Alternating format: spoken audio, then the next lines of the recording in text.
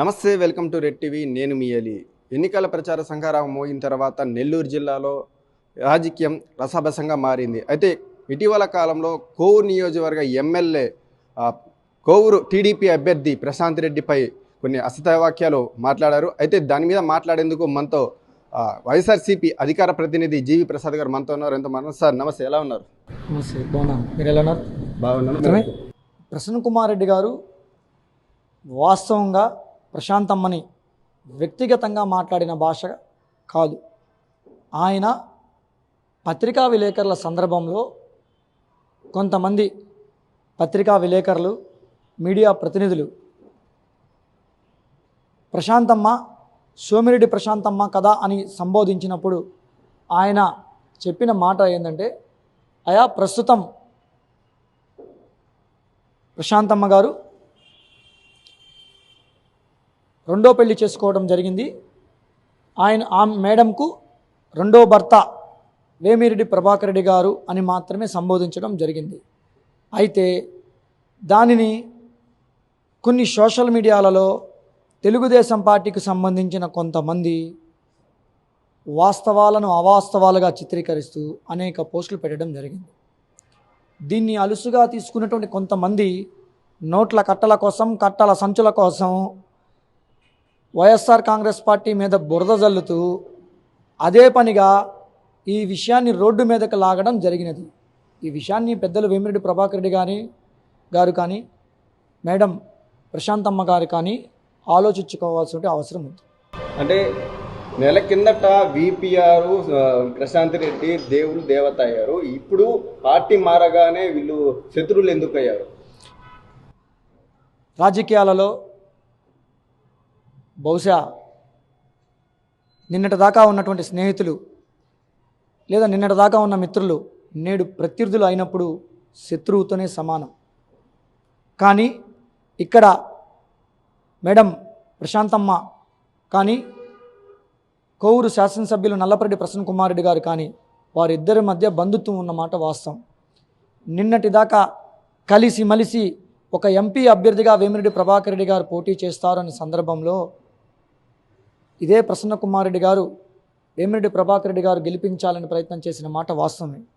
కానీ నేడు ఒక ప్రత్యర్థిగా తయారయ్యి అదే ప్రసన్న కుమార్ రెడ్డి గారిని ఓడించాలని ప్రయత్నం చేసినప్పుడు ప్రసన్న కుమార్ రెడ్డి గారు కూడా ఎన్నికలలో అది బంధువు అయినా స్నేహితుడైనా ప్రత్యర్థిగా చూడడం ప్రసన్న కుమార్ రెడ్డి గారికి ఉన్నటువంటి నైజం. కాబట్టి ఈ విషయాన్ని ప్రసన్న కుమార్ రెడ్డి గారు బంధుత్వంని ఉద్దేశించి మాట్లాడడం మాత్రమే జరిగింది, కానీ వక్రీకరించి మాట్లాడడం మాత్రం కాదు. కానీ వ్యక్తిగతంగా పోవటం కన్నా రాజకీయంగా వెళ్ళుంటే బాగుండేది కదా. వ్యక్తిగతంగా రెండో పెళ్లి చేసుకోవటం ఇదెంత వ్యక్తిగతంగా కదా. ప్రసన్న కుమార్ రెడ్డి గారిని మీడియా మిత్రులు అడిగినటువంటి ప్రశ్నకు సంబంధించి ఆయన చెప్పిన మాట అది మీకు బహుశా వ్యక్తిగతం అనిపించవచ్చు, లేకపోతే రాజకీయం అనిపించవచ్చు. కానీ దాన్ని కొంతమంది పక్కదారి పట్టించి వారికి అనుకూలంగా ఈ విషయాన్ని పెద్దది చేసి రోడ్డుకు లాగి నోట్ల కట్టల కోసం, కట్టల సంచుల కోసం జరుగుతున్నటువంటి ప్రెస్ మీట్లు, జరుగుతున్నటువంటి ప్రచారం మాత్రమే. గతంలో కోవూరు ఎమ్మెల్యే ప్రసన్న కుమార్ రెడ్డి గారు కూడా విపిఆర్ దగ్గర డబ్బులు తీసుకున్నారు ఎమ్మెల్యే అభ్యర్థిగా అని చెప్పేసి కూడా కంటెస్ట్ తీసుకున్నారు కూడా అని చెప్పి. నువ్వు చూసావా? అంటే మొన్న సీతారెడ్డి గారు కూడా చెప్పారు కదా. ఒక మాట చెప్తాను నిన్న, ఈ నెల్లూరు జిల్లా రాజకీయాలలో అవసరాల కోసం ఎమ్మెల్యేల మధ్య ఉన్నటువంటి విభేదాలను మలుచుకోవడంలో రాజకీయ అపర చాణిక్యుడు కోటమిరెడ్డి సీతారెడ్డి గారు. ఒక మంత్రికి ఎమ్మెల్యేకి నాయకుడికి, ఎమ్మెల్యేకి జిల్లా పరిషత్ చైర్మన్కి మధ్య ఉన్న విభేదాలను తన అవసర నిమిత్తం మలుచుకోవడంలో రూరల్ నియోజకవర్గ శాసనసభ్యుడు కోటమిరెడ్డి సీతారెడ్డి గారు దిట్ట. ఈ విషయాన్ని మీరు ఒకసారి పరిగణలోకి తీసుకోవాలి. అంటే ఇప్పుడు వేమిరెడ్డి ప్రభాకర్ రెడ్డి పార్టీ మారటంతోనే ఇవన్నీ చేస్తున్నారని చెప్తున్నారు. అదేవిధంగా బీఫామ్ తీసుకుని ఆదల ప్రభాకర్ రెడ్డి గారు టీడీపీ నుంచి వైసీపీకి వచ్చేసారు కదా లాస్ట్ మూమెంట్లో. దాన్ని మీరు ఎలా చూస్తారు? బహుశా ప్రభాకర్ రెడ్డి గారు ఏనాడు కూడా ఏ వ్యక్తిని కూడా మరొకరిని కూడా వ్యక్తిగతంగా దూషించేటువంటి వ్యక్తి కాదు. ప్రధానంగా ఒకటి. అలాగే ఏ నియోజకవర్గంలో శాసనసభ్యుడిగా పోటీ చేసినా కూడా ఆదాల ప్రభాకర్ రెడ్డి గారు బహుశా నేను ఆయనకి 2004, 2009, 14, 19 ఎన్నికలలో పనిచేశా. ఇది 5వ ఎన్నికలలో ఆదాల ప్రభాకర్ రెడ్డి గారి కోసం పనిచేస్తున్నా. ఆదాల ప్రభాకర్ రెడ్డి గారు ఏనాడైనా కూడా ఆ నియోజకవర్గం అభివృద్ధి కోసం, ఆ నియోజకవర్గంలో ఉండేటువంటి ప్రజల సంక్షేమం కోసం అనేక పథకాలు తేవడం కానీ, అనేక అభివృద్ధి కార్యక్రమాలు చేయటం మాత్రమే ప్రభాకర్ రెడ్డి గారికి తెలిసిన విషయం. ప్రభాకర్ రెడ్డి గారు పార్టీ మారాడు వాస్తవమే. ఇదే కోటమిరెడ్డి సీతారెడ్డి గారు కూడా 4 పార్టీలు మారాడు కదండి. ఆయన మొదట భారతీయ జనతా పార్టీ తరపున పోటీ చేశాడు, భారతీయ జనతా పార్టీలో పనిచేశాడు. తర్వాత కాంగ్రెస్ పార్టీకి వచ్చాడు. కాంగ్రెస్ పార్టీలో 2009 ఎమ్మెల్యే టికెట్ ఆశించడం జరిగింది. 2004లో కూడా ఎమ్మెల్యే టికెట్ ఆశించడం జరిగింది. దాని తర్వాత 2014 ఎన్నికలలో వైఎస్ఆర్ కాంగ్రెస్ పార్టీ తరపున రూరల్ నియోజకవర్గం నుంచి వైఎస్ఆర్ కాంగ్రెస్ పార్టీ రాష్ట్ర అధ్యక్షుడు జగన్మోహన్ రెడ్డి గారి దయతోటి, జగన్మోహన్ రెడ్డి గారి భిక్షతోటి, వైఎస్ఆర్ కాంగ్రెస్ పార్టీ బీఫామ్ తోటి శాసనసభ్యుడిగా గెలవడం జరిగింది. అదే 19 ఎన్నికలలో కూడా వైఎస్ఆర్ కాంగ్రెస్ పార్టీ బీఫామ్తో గెలవడం జరిగింది. ఇలా 4 పార్టీలు మారిన కోటమిరెడ్డి సీతారెడ్డి గారి గురించి ఇదే తెలుగుదేశం పార్టీ పుంకాలుగా కథలుగా ఒక జిల్లా అధ్యక్షుడి నుంచి ఒక విద్యార్థి విభాగం జిల్లా అధ్యక్షుడు దాకా ఆయన చేసిన అనేక దుర్మార్గాల గురించి ప్రెస్ మీట్లు పెట్టి పత్రికా విలేకరుల దగ్గర మాట్లాడిన తెలుగుదేశం పార్టీ ఈరోజు తెలుగుదేశం పార్టీలో చేర్చుకోవడం, అది వాళ్ళ నిజాయితీకో లేకపోతే వాళ్ళ సిగ్గుచేటుకో వారి ఆత్మవిమర్శ చేసుకోవాల్సిన అవసరం ఉంది.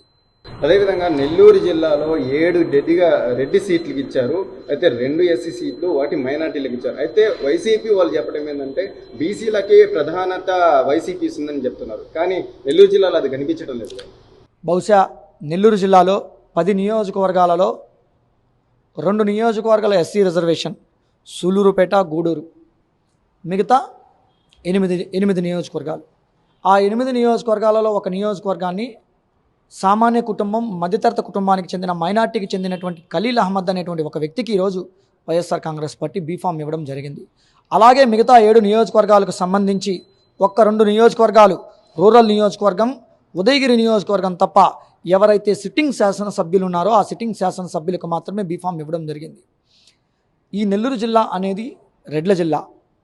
బేసిక్గా ఈ నెల్లూరు జిల్లాలో మొదటి నుంచి నేదురుమల్లి జనార్దన్ రెడ్డి గారు లాంటి ముఖ్యమంత్రిగా ఉన్నటువంటి వ్యక్తి కానీ, బెజవాడ గోపాలరెడ్డి గారు కానీ, ఆనం సంజీవ్ రెడ్డి గారు కానీ, ఏసీ సుబ్బారెడ్డి గారు కానీ, ఆనం వెంకటరెడ్డి గారు కానీ, కాకాని రమణారెడ్డి గారు కానీ, ఆనం భక్తవచ్చరెడ్డి గారు కానీ, చిత్తూరు శేషారెడ్డి గారి నుంచి, పసల పెంచలే దగ్గర నుంచి ఎంతోమంది లీడర్లు పనిచేసినా కూడా ఎస్సీ రిజర్వేషన్ ఉన్న చోట మాత్రమే ఎస్సీలు నిలబడడం జరిగింది. కానీ మిగతా అన్ని నియోజకవర్గాలలో 99% జరిగిన అనేక శాసనసభ ఎన్నికలలో రెడ్లు మాత్రమే పోటీ చేయడం జరిగింది. టీడీపీ వాళ్ళు చెప్పడం ఏంటంటే మహిళలకు ప్రాధాన్యత ఇచ్చాం, బీసీలకు ప్రాధాన్యత ఇచ్చాం, మైనార్టీలకు ప్రాధాన్యత ఇచ్చాం, అందరికీ సమూలంగా టీడీపీ న్యాయం చేస్తుంది, వైసీపీ చేయటం లేదు ఎందుకు చెప్తున్నారు?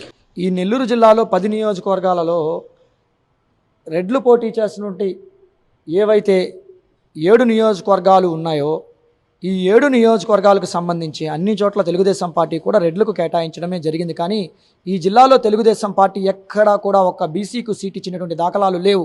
దీన్ని తెలుగుదేశం పార్టీ నాయకత్వం కానీ మీడియా ప్రతినిధులందరూ కూడా ఆత్మవిమర్శ చేసుకోవాల్సిన అవసరం ఉంది. అయితే మిగతా మహిళలకు కేటాయించినటువంటి సీట్లు ఈరోజు కొవ్వూరు నియోజకవర్గం నుంచి వైఎస్ఆర్ కాంగ్రెస్ పార్టీ నుంచి వచ్చినటువంటి వ్యక్తి మేడం వేమిరెడ్డి ప్రశాంతమ్మ గారికి ఆర్థికంగా సంపన్నులు కాబట్టి ఈరోజు కొవ్వూరు సీట్ ఇవ్వడం జరిగింది. అలాగే సూలూరుపేట రిజర్వేషన్ సీటు కాబట్టి నెలవల సుబ్రహ్మణ్యం కూతురికి ఇవ్వడం జరిగింది.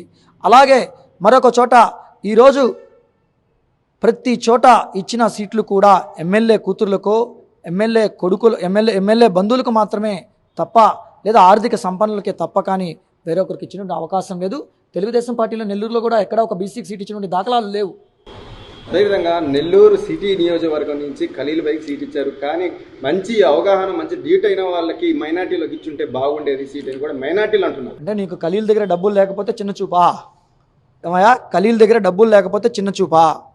ఖలీల్ అనే వ్యక్తి 2 సార్లు వైఎస్ఆర్ కాంగ్రెస్ పార్టీ నుంచి కార్పొరేటర్గా పోటీ చేశాడు.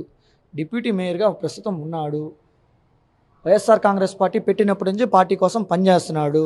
మాకు పార్టీలో ఉండేటువంటి కార్యకర్తలు కావాలి, కానీ కోట్ల రూపాయల డబ్బులు ఉన్నటువంటి కోటేశ్వర్లు కాదండి అనే ఉద్దేశంతో జగన్మోహన్ రెడ్డి గారు బీసీలకు, మరొక జిల్లాలో బీసీలకు పెద్దపీట వేశాడు.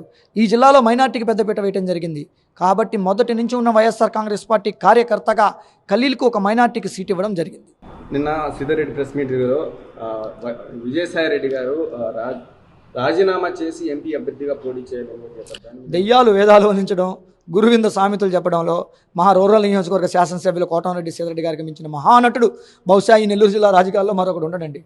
కారణం ఏంటంటే ఈయన వైఎస్ఆర్ కాంగ్రెస్ పార్టీ బీఫామ్ మీద గెలిచాడు. ఈయన వైఎస్ఆర్ కాంగ్రెస్ పార్టీ నుంచి బయటికి వెళ్ళిపోయాడు. ఈయన మాత్రం తెలుగుదేశం పార్టీ కండవా మెళ్ళ కప్పుకోవచ్చు, తెలుగుదేశం పార్టీ వాళ్ళకి ఎమ్మెల్సీ ఓటు వేయచ్చు. వైఎస్ఆర్ కాంగ్రెస్ పార్టీ ఎమ్మెల్యేల తరపున ఈరోజు రాజ్యసభ సభ్యులుగా ఉన్న విజయసాయిరెడ్డి గారు పార్లమెంట్ అభ్యర్థిగా పోటీ చేస్తున్నాడు. అదే రాజ్యాంగం ప్రకారం రాజ్యాధికారానికి సంబంధించిన పదవి ఉన్నప్పుడు గెలిచిన తర్వాత రిజైన్ చేయొచ్చు, లేదా ఓడిపోతే కంటిన్యూ అవ్వచ్చు అనేటు ఉండేటువంటి రాజ్యాంగం. బట్ ఇవన్నీ తెలుసో తెలియదో కోటమిరెడ్డి సీతారెడ్డి గారికి, కోటమిరెడ్డి సీతారెడ్డి గారు గుడ్డగాల్చిన ఎత్తినేసే పనిలో ముందుంటాడు ప్రస్తుతం నెల్లూరు జిల్లాలో.